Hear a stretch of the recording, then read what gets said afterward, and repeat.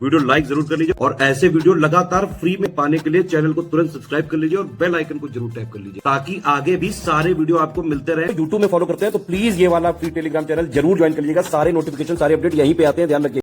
दोस्तों स्वागत है आपका सी सेट प्रिपरेशन के इस यूट्यूब चैनल पर। आज के इस वीडियो में हम लोग परसेंटेज के लास्ट क्लास का डिस्कशन करेंगे, जिसमें कि यूपी पीसीएस में आए हुए सी सेट के कुछ प्रश्नों को हल करेंगे।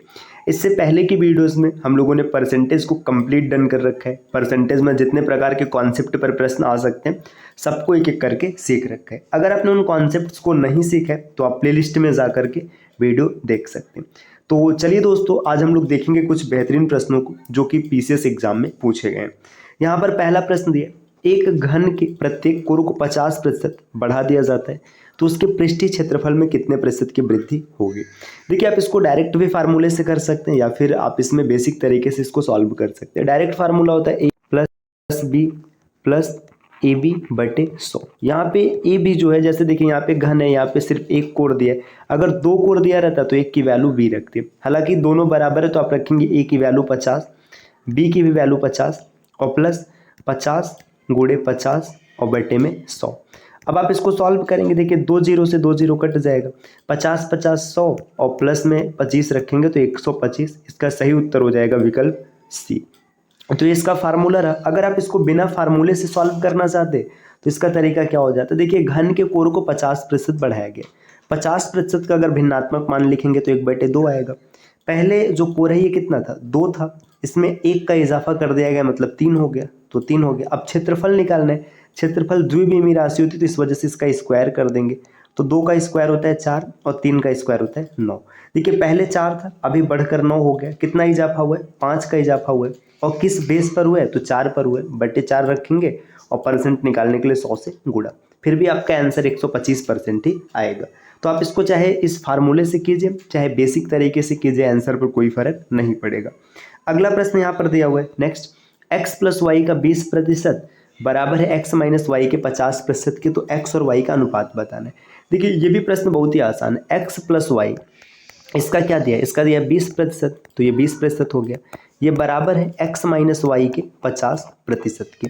अब यहाँ पे इसको जब सॉल्व करेंगे प्रतिशत से प्रतिशत कट जाएगा और 0 से 0 कट जाएगा। देखिए, x प्लस वाई यहाँ पर 2 है और बराबर x माइनस वाई यहाँ पर 5 है। अब x माइनस वाई को इस तरफ ट्रांसफर कर दीजिए और 2 को इस तरफ कर लीजिए, तो आप लिखेंगे x प्लस वाई बटे x माइनस वाई बराबर यहाँ पे 5/2। मतलब x प्लस वाई जो है इसकी वैल्यू कितनी है, 5 है, और x माइनस वाई जो है इसकी वैल्यू कितनी है, 2 है। अब यहाँ से आपको x और y का मान मिल जाएगा। अगर आप इसे सॉल्व करेंगे तो आपको पता चलेगा। देखिए, दोनों को जोड़ देंगे तो ये कितना हो जाएगा, 2x की वैल्यू 7 आ जाएगी, तो x की वैल्यू 7/2 हो जाएगा।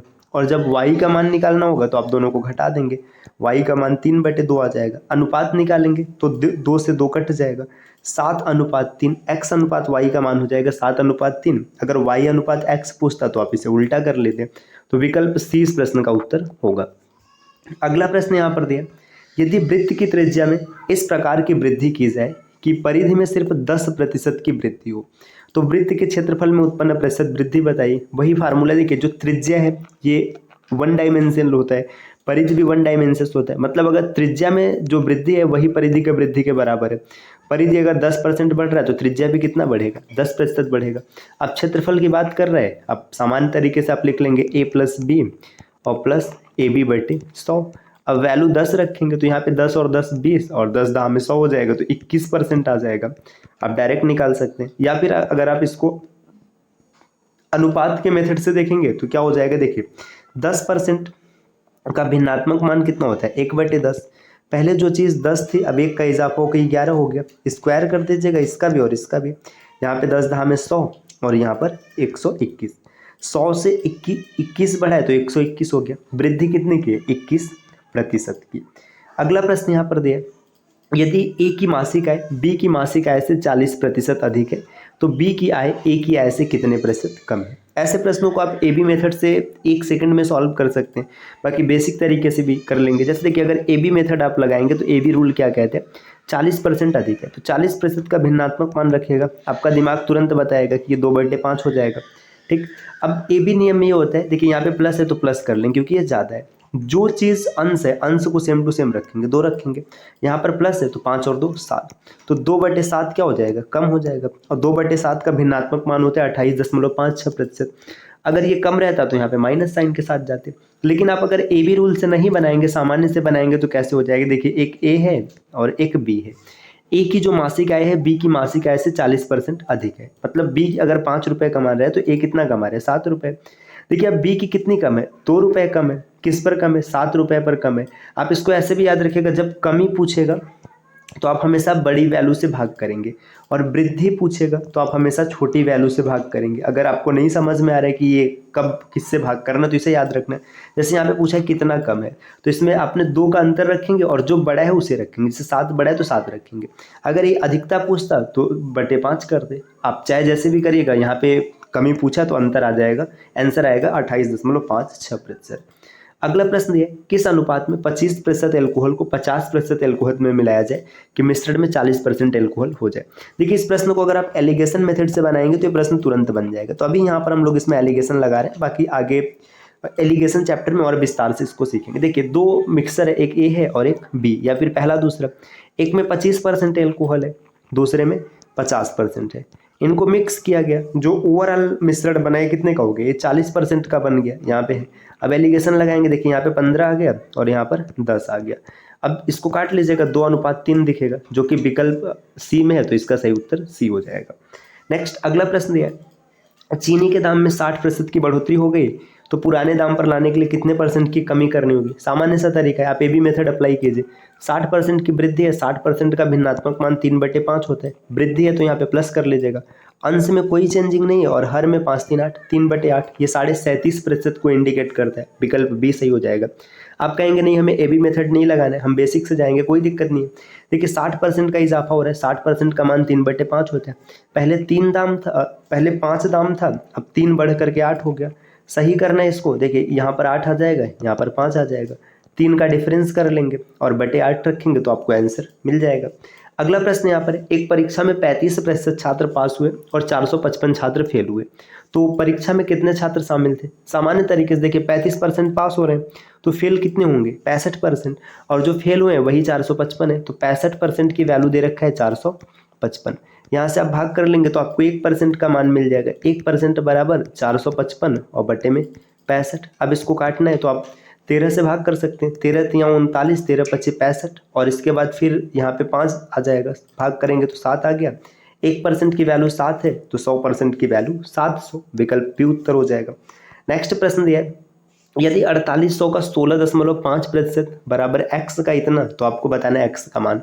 बहुत सामान्य तरीके से बनेगा। देखिए 4800 का मतलब गुणा, 16.5% का मतलब 100 से भाग, बराबर है x का 3/4। अब इसको कैलकुलेट करना है, 2 0 से 2 0 कट गया। देखिए 4800 गुणे 16.5 बराबर 4 को देखिए यहाँ पे लिख ही लेते हैं, x गुणे 3/4। देखिए इसको काट दीजिएगा, 3 से काटेंगे तो 16 3 48। अब 16 चौका 64, या फिर आप जैसे भी मल्टीप्लाई कराना चाहे, x = 16 गुणे 16.5 और गुणे 4। देखिए अगर इसका मल्टीप्लाई 4 में कराएंगे तो 16 दूना 32, 33 दूना 66 आ जाएगा, तो x = 66 और गुणे 16। 66 गुणे 16 करेंगे, जो आंसर बनेगा वही यहाँ पे सही हो जाएगा। अच्छा अब अगर आप कहेंगे इसको स्मार्ट तरीके से करना है तो कैसे करेंगे, देखिए 66 में 10 का गुणा करो या 15 का गुणा करो। 15 का गुणा कराएंगे तो 990 हो जाएगा। अब इतना जल्दी अगर आप नहीं कर पा रहे हैं तो पहले 10 का गुणा कराओ। देखो 66 था, हमें 10 का गुणा बहुत ही आसान है, 660। 5 का गुणा कराएंगे इसका आधा 330, तो 990 आ गया। देखिए 15 का गुणा कराएंगे 990, 10 का गुणा कराना है, 1 का गुणा कराना है, 66 जोड़ दो, 1056, विकल्प बी है। तो दोस्तों ये परसेंटेज की क्लास रही। अब आपके दिमाग में कुछ क्वेश्चंस आएंगे कि परसेंटेज के कई प्रकार के क्वेश्चंस ऐसे हैं जो यहाँ पे आपने सॉल्व भी नहीं किया। कुछ कॉम्प्लेक्स क्वेश्चन जो मिलते हैं हम लोगों ने सॉल्व भी नहीं किया। तो देखिए जब मैंने आपको डे 1 पढ़ाया था तो वहीं पे मैंने बताया था कि मैथ्स में एक पूरा ग्रुप होता है। जैसे मान लीजिए ग्रुप बी हम लोग अभी पढ़ रहे हैं, ग्रुप बी ये ए बी मतलब मैंने अपने तरीके से डिजाइन, किसमें क्या, जैसे देखिए परसेंटेज की जब बात करेंगे ना तो परसेंटेज खाली परसेंटेज चैप्टर पढ़ने से पूरा नहीं होता है। इसमें कई चैप्टर ऐसे हैं, जब आप इन सबको पढ़ेंगे तब परसेंटेज डन होगा। जैसे परसेंटेज हो गया, प्रॉफिट लॉस डिस्काउंट हो गया, SICI हो गया, इसके अलावा भी कई चैप्टर्स ऐसे हैं जो आप पढ़ेंगे तब जाके परसेंटेज पूरा होगा। तो अभी हम लोगों ने सिर्फ एक यूनिट पढ़ा है परसेंटेज। अब अगली क्लास से हम लोग प्रॉफिट लॉस डिस्काउंट को पढ़ेंगे। जब पूरा मैं आपको बता दूंगा कि एक ब्लॉक एक ग्रुप पूरा हो गया, उसके बाद आपसे कोई क्वेश्चन नहीं छूटेगा। तो अभी तक हम लोगों ने मॉडिफाई करके सिर्फ उन्हीं प्रश्नों को रखा है जो स्पेशल परसेंटेज के कॉन्सेप्ट पे बने थे। अब परसेंट का यूज हम लोग सीखेंगे, जिसमें profit loss discount, SI CI, ये सब बेहतरीन प्रश्नों को सॉल्व करेंगे। तो दोस्तों इस प्रकार के वीडियोस को लगातार देखने के लिए आप चैनल को सब्सक्राइब कर सकते हैं। बाकी अगर आप अन्य एग्जाम की कंप्लीट प्रिपरेशन करना चाहते हैं तो आप टीम के पेड कोर्सेज को ज्वाइन कर सकते हैं, जिसके लिए नीचे स्क्रीन पर दिख रहे किसी भी नंबर पर आप कॉल या व्हाट्सएप करके पेड कोर्स से जुड़ने की प्रक्रिया समझ सकते हैं। मिलते हैं साथियों आपसे नेक्स्ट वीडियो में कुछ नए इन्फॉर्मेशन के साथ। तब तक के लिए नमस्कार।